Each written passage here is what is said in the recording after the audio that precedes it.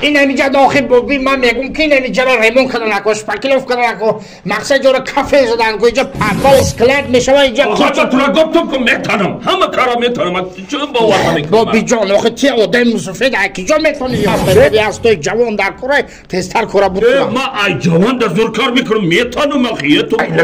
یا امرای دیگه بیام نه ما خودم قطعی مردکم کار میکنم راست میگه ما زندگی را دو دسته قپیدگیه گپ ندارم بابی ینگا جان شما اگه هر دوتون کار میکنین ادی میتاش سال میکنین برین اسبابتون رو بگیرین بین خودت بلده مالش خواب رفتیم کار این خیلی این چیزا رو میتونیستن من عاشق تو بودم میرم میدانی کی کتابی عاشقی را تو میخوانی اگر خانی قدر عشق میدانی در کوچه بود در نیم راه نمیمانی چی کنم آه تو یک گل حوثی چی کنم کای به مقصد میرسی بیه این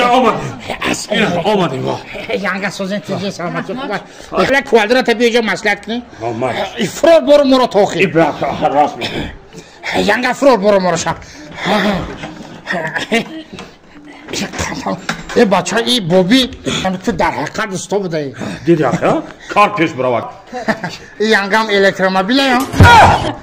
بیا جا بوبی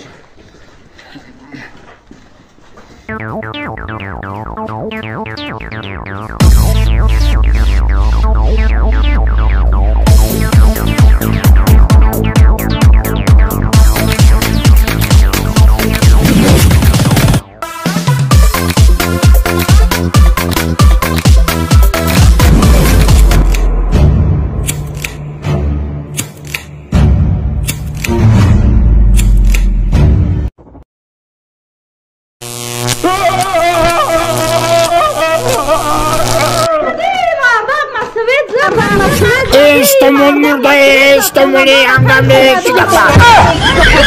ای پشتی خانوایی که سوید زدش پولی سازم به تیمایی را برم خب چانس می بگوی میتونم چانسم بتونم ینگا جان زنگ بزنس کنم بسیار این پولا مرا به تکیبه و مرا فان میکنه ای خیلی سوز بوده چون میکنی پولا تایوش زورو